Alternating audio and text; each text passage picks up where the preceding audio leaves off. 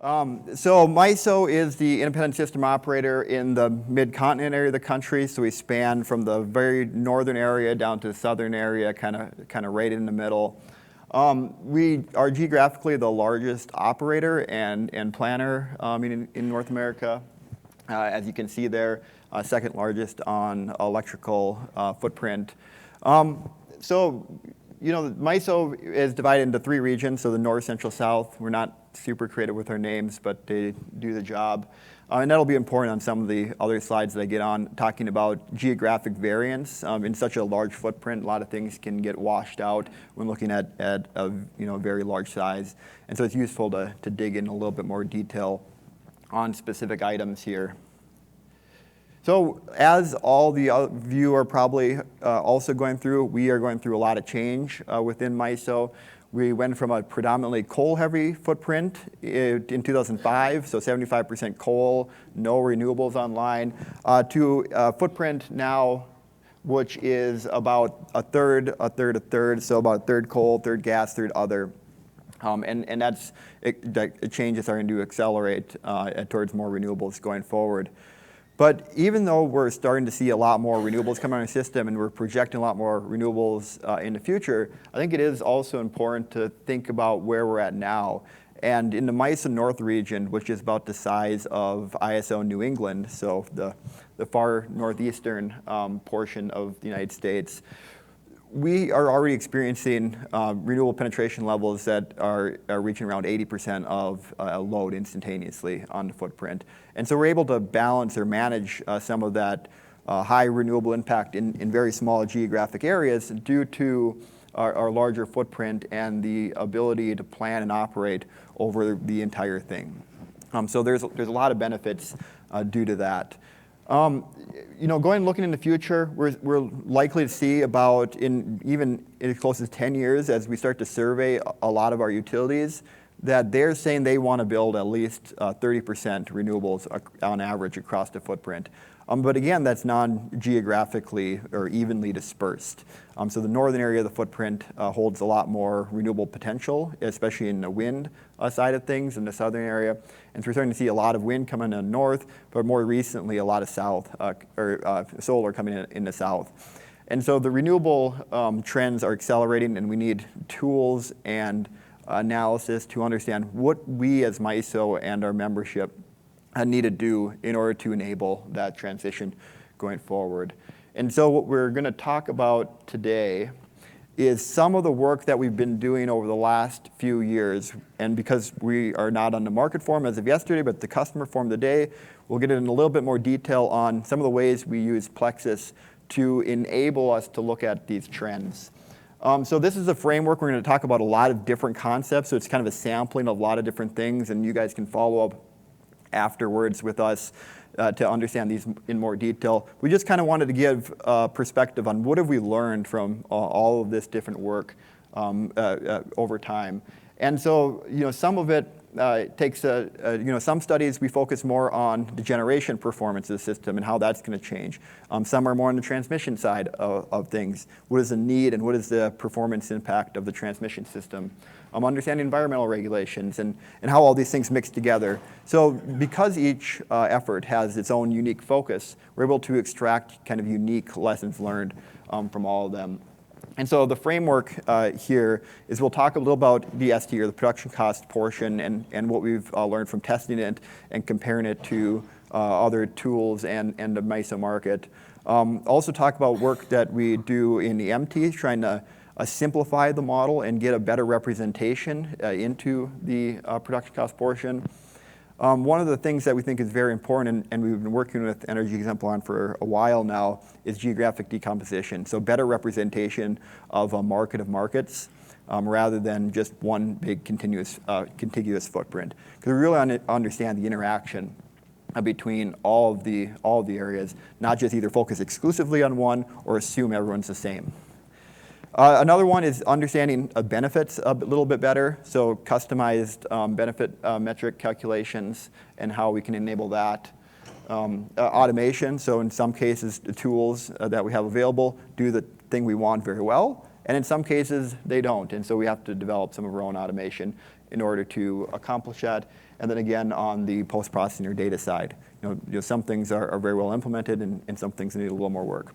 And then lastly, one of the things we think is quite innovative that we're doing now is trying to look at computer optimization on the transmission side and bringing that great level of granularity that we have from the data side into the new computers and tools that we have.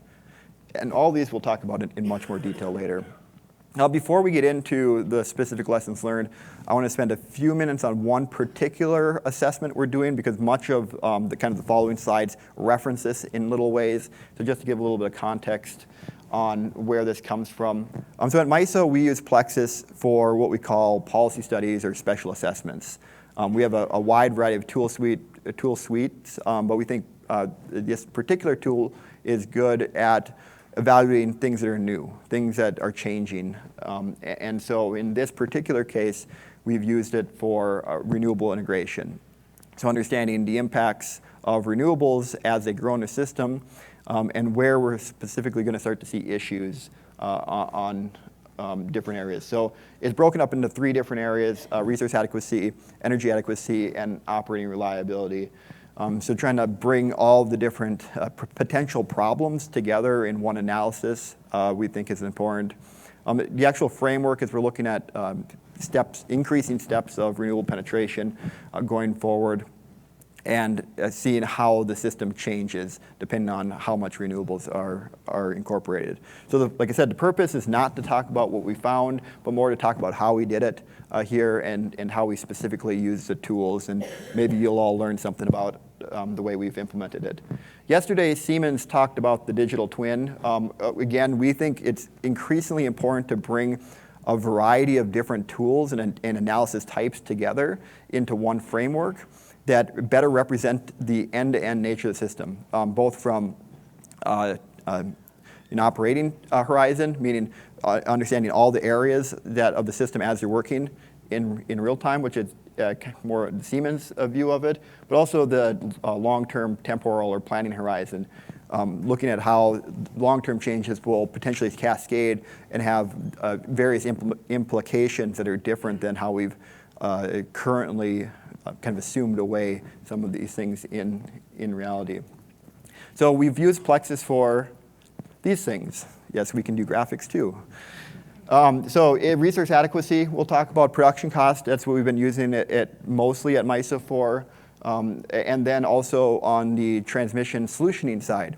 So traditionally on transmission development, it's kind of a guess and check or engineering judgment. But we think there's some value in bringing the tools that are now available to that problem to at least do some initial cuts at where we are likely to need transmission and what form it's likely to take. So as you can see, PLEXOS is sprinkled out here. It doesn't do everything, so we need to partner it up with other tools. And so we've developed some of our internal automation, like I said, to partner it up with tools like PSSE and TSAT from Siemens and PowerGem. But we're also excited about the developments that we talked about yesterday, where some of this will be increasingly automated. So like I said, sometimes we move first and then help others automate it more directly later on. So the purpose of this, like I said, is to integrate the broader analysis, that the results from one will flow directly into the models of another. So you have a tight coupling of your inputs and your results, and so you know why things are changing and when. So that is my last slide. I'm done. Next, we're going to have Armando come up and talk more specifically about resource and energy adequacy.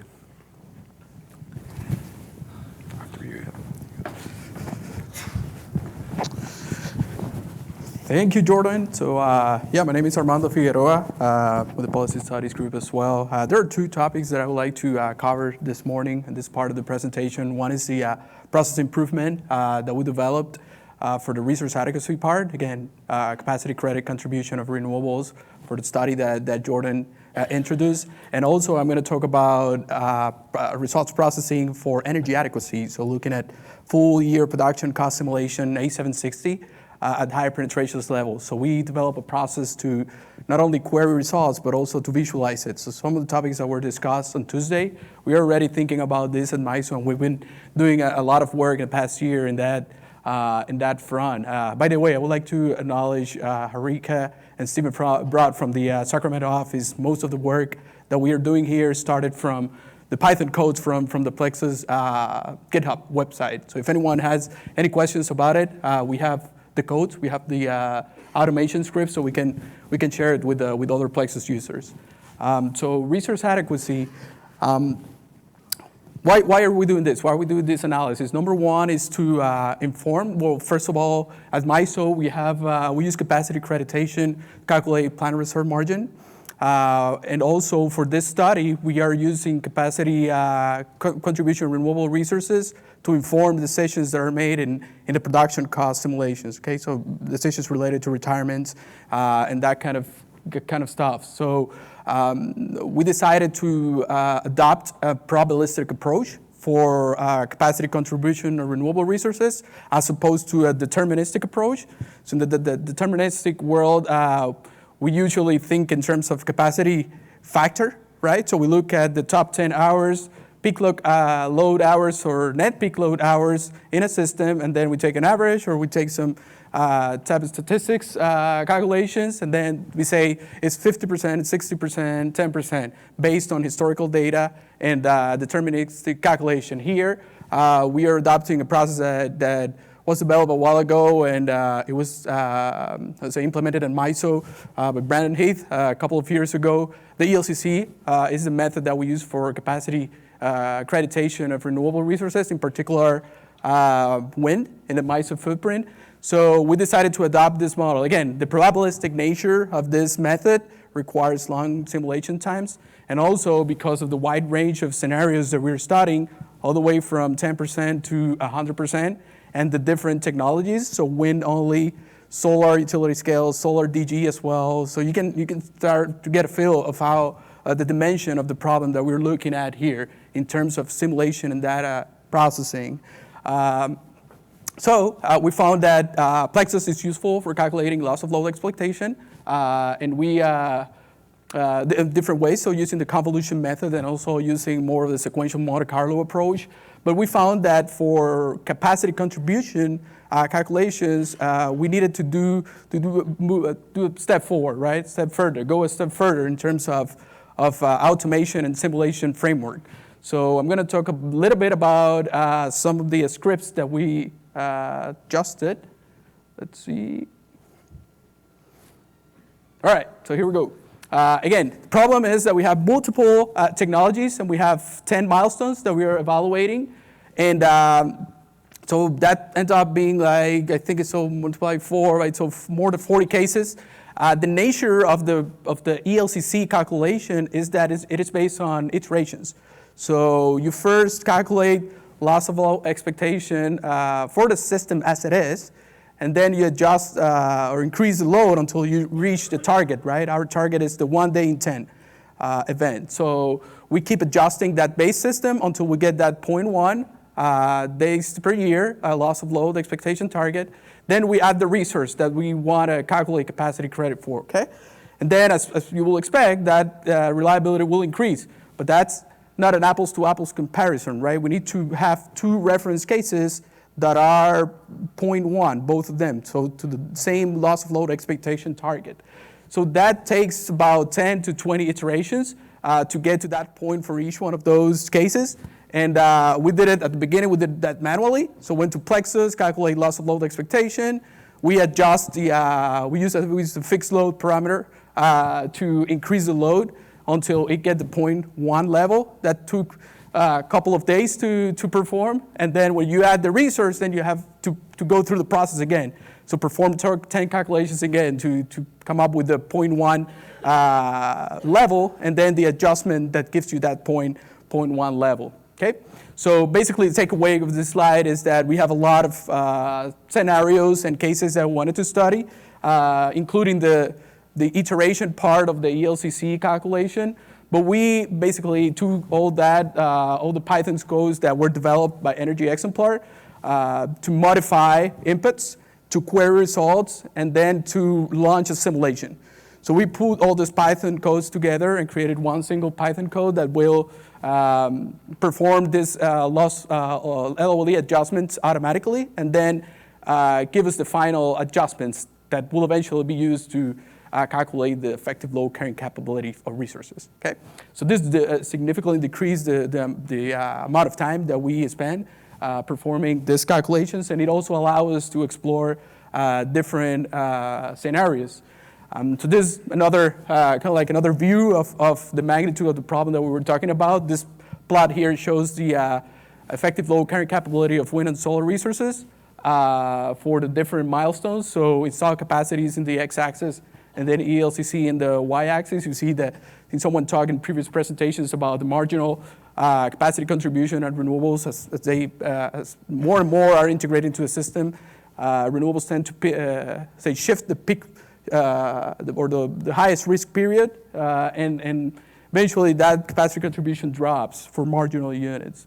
So each circle here represents a simulation, right? And each one of those can be extended to 10 more simulations for the adjustment part.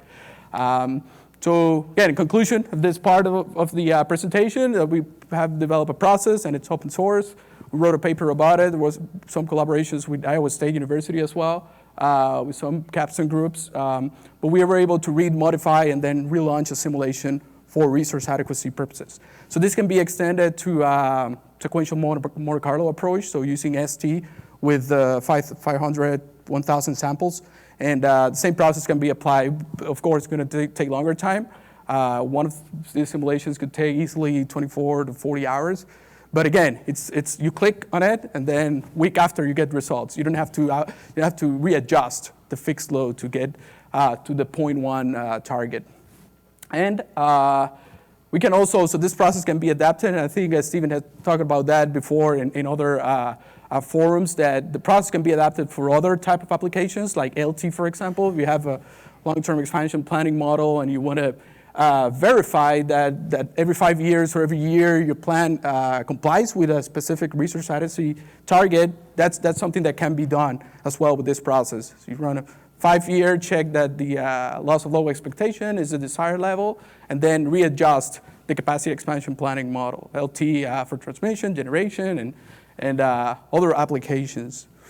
So that covers the capacity contribution part. In the energy adequacy world, we're looking at, again, at the 8760 production cost simulations. We're looking at 10, 20%, all the way to 50% renewable integration scenarios, and with specific mix of wind and solar. And to be able to analyze and come up with a good understanding of how the system will evolve at this higher penetrations level, we had to query a lot of properties. So these are just a number of those that we wanted to be able to query on an hourly basis and also on a nodal basis. So we found that the GUI is good for, the PLEXOS GUI is good for debugging and more for checking. You run a simulation, make sure prices are all within a range, and there's no conserved energy, and this kind of check. So we found that the GUI is useful for that. But for this type of data analytics that requires a lot of memory usage and capacity, we had to rely on the Python code, so we had to automate this process.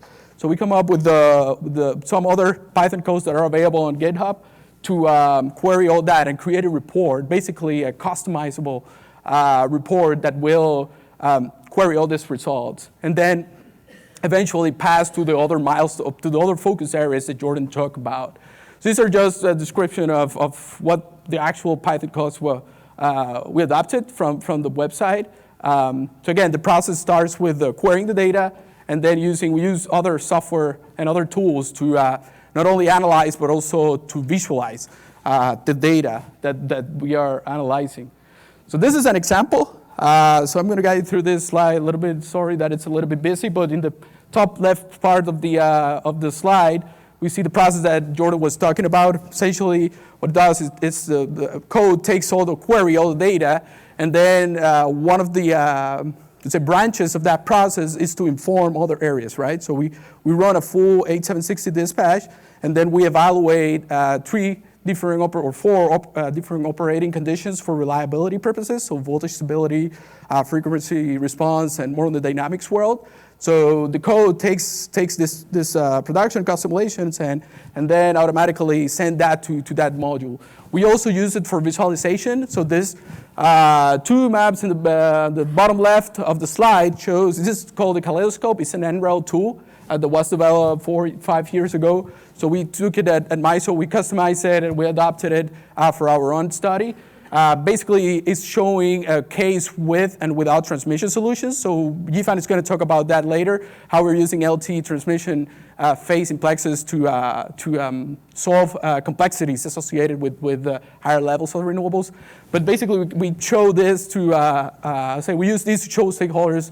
This is how transmission solution mitigate curtailment, for example. So we have found a lot of usefulness in this type of visualization. And then we also, so the one in the top right, these are 2 plots that we developed for dynamics analysis. So these are, the one at the top is the system as it is. So it's a frequency response of a contingency event in the Eastern interconnection. And the one below, it's an issue that we've seen at higher penetrations levels. So we see some oscillations of the system and the interconnection when we go at higher penetration levels of renewables. Takeaway is that we have developed a process in the past year to not only automate capacity credit calculations for more the resource adequacy implications of higher renewables, but also for visualizing and data analytics. So I think that's all I have. Yep. I'll leave it to Yifan now for the transmission part.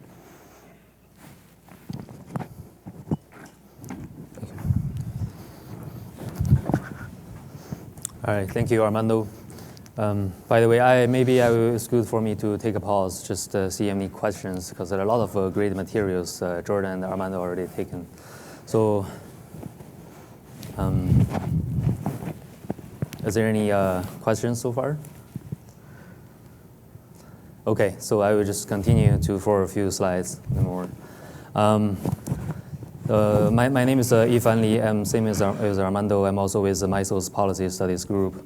Previously, I've been working with MISO's Transmission Planning Department as well for some of the production cost analysis and some of the model building business as well.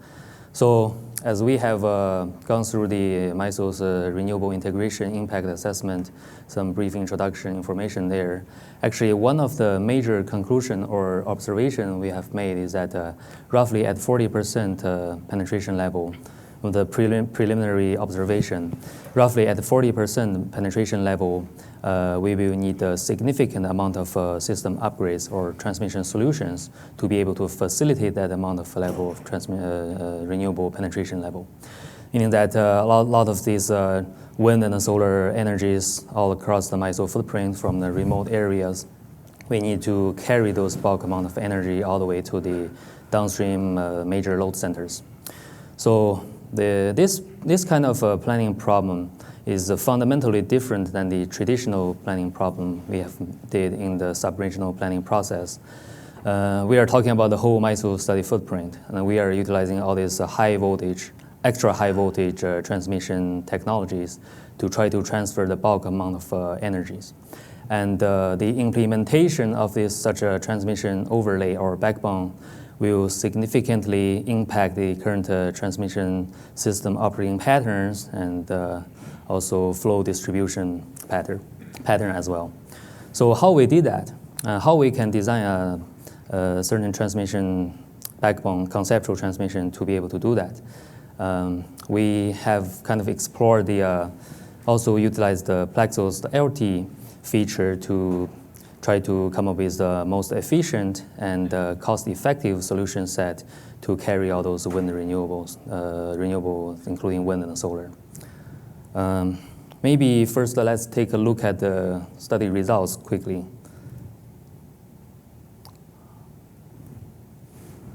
Okay, so here is our design results. In the right side of the slides, there's a heat map which indicates how many transmission needed in a certain geographical area. The darker the color is, more transmission fixes would needed to carry those renewable energy.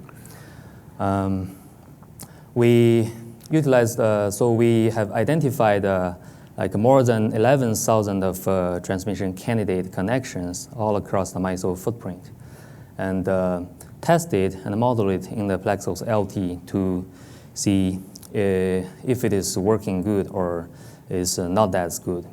And we're running the LT phase for like almost a week, up to a week solution time, and pick up 80 solutions in total, which has been demonstrated that it can reduce the curtailment level in MISO by almost half, and also help reach the total renewable penetration level in MISO almost up to 38.5%, almost reach the goal of 40% there. So how do we make it?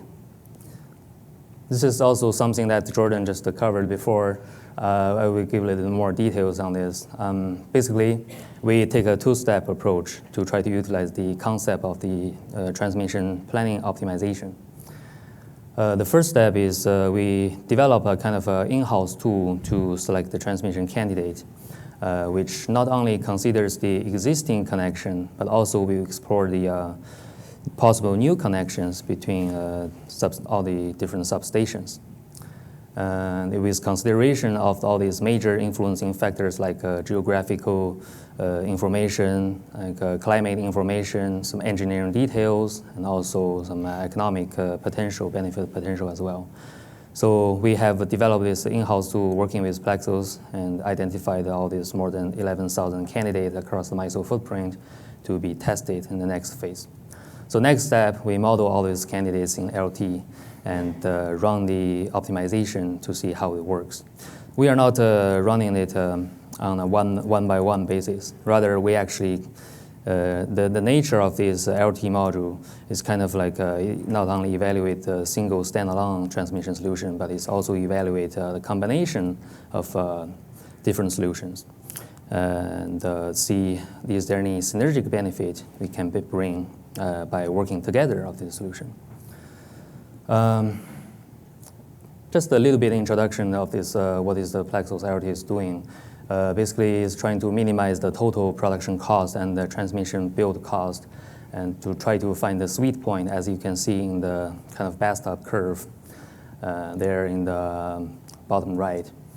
Trying to balance between the production cost and the transmission investment cost to find that sweet point, the lowest point, and subject to all the transmission system constraints.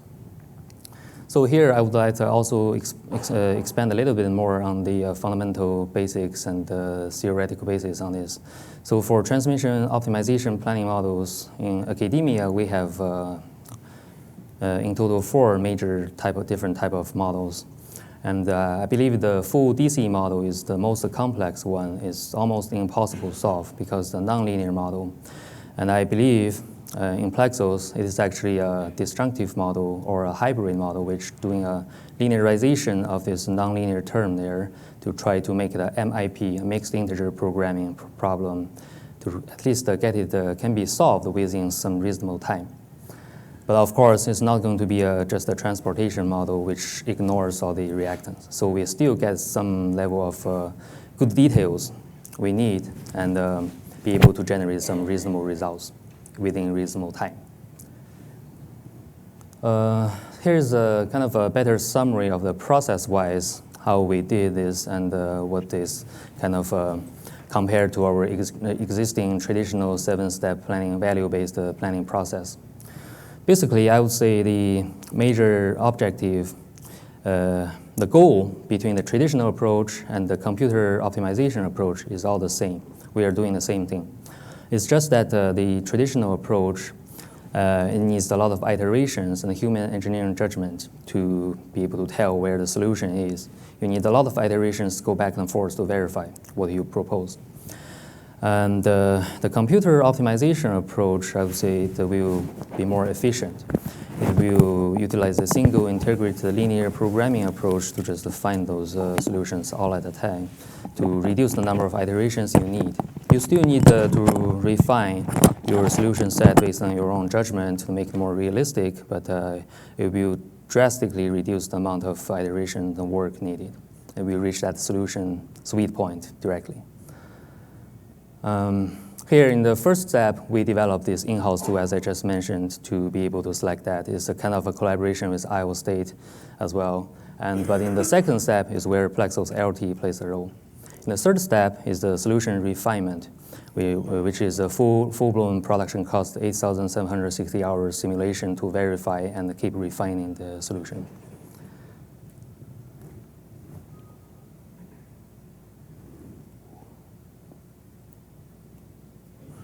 Okay, I think I'm going too far. Can somebody help me go back to one slide? I think it's going a little bit slow. Okay, thank you. Okay, sorry, I think this is a slide. So basically, we are trying to able to make this happen, but there are a lot of difficulties. There are a lot of technical challenges of this approach.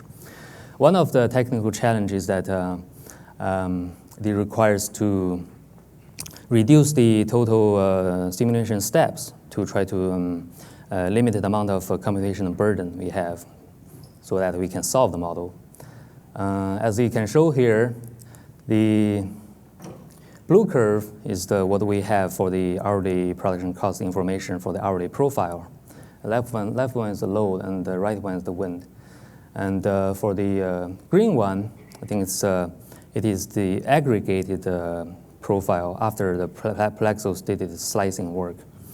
So it's kind of did an aggregate model on the time horizon to reduce the size and granularity. So far, we have taken a lot of different approaches internally and try to make the work better. But you can still see that in this graph that there's still some mismatch that's noticeable. And sometimes in some local area system conditions, it can be important. Particularly for some of the solar and hydro units performance, it can also be decision influencing for the transmission build. So one of the possible suggestions and recommendations we are making here is trying to see if there's any possibilities we can do our own LT profile slicing outside of PLEXOS so that we have more flexibility, we have more control of what is happening there to better capture the system constraints without introducing excessive computation. Okay, so I have to say this all this information of the transmission information presented here is on the conceptual basis. We are not claiming that we are building anything. We are justifying any projects. This is all internal projects and for research and development purposes. But that doesn't necessarily mean that we are just entertaining ourselves. Actually, we are using the actual MTAP database with full details, full EI model. And I believe this is among the first few tries that we are doing this kind of optimization test using an EI-wide full model. Here is another study besides the RIIA, which MISO did internally to explore the long-term transmission planning optimization, transmission development opportunities. And we has been successfully experiment this process again and generate useful results. As you can see here in the bar chart to the right, to the left, it shows the curtailment for all the solutions we developed and the comparisons of their performance. Some of them are actually the human design from the traditional 7-step planning process. And the one in the checkered bar, those are actually the one with the computer optimization results. We can see that the computer optimization transmission overlay results has almost reached the same amount of curtailment reduction and the benefit, achieved that amount of benefit compared to the traditional human approach. At the same time, the cost of the amount of the transmission needed is significantly lower than the human approach. One of these solutions almost reaching like a 1.25 benefit threshold, PC threshold, which is actually MISO's criteria to justify projects. So it's again demonstrating this the new process we are developing and testing.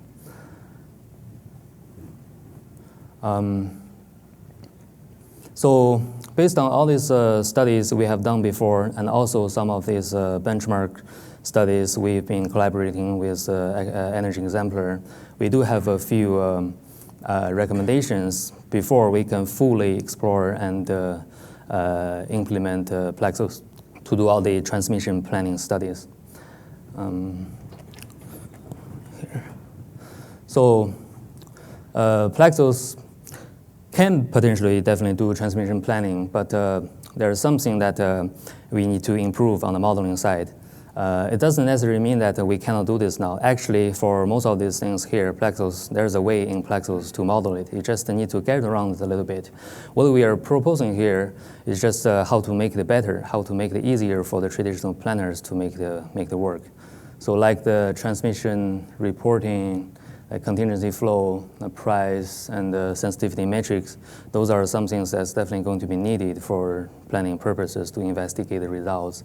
And some generator modeling, load modeling as well. And also an important thing is the geographic decomposition again, how PLEXOS optimizes across the whole EI, and how we would like to break down to different pools so that to better capture what is happening in the market. Also, one of the advantages PLEXOS has is it has good visibility and accessibility. And open PLEXOS is the one thing that we particularly appreciate with the opportunity and the open access. So it allows we can define our own user-defined model and do whatever we want to improve their modeling and the results. So yeah, and the last bullet is basically a summary of what I just talked about. It could provide additional benefit to the traditional transmission planning study results. I think that's the last slide, and I think we are ready to take questions.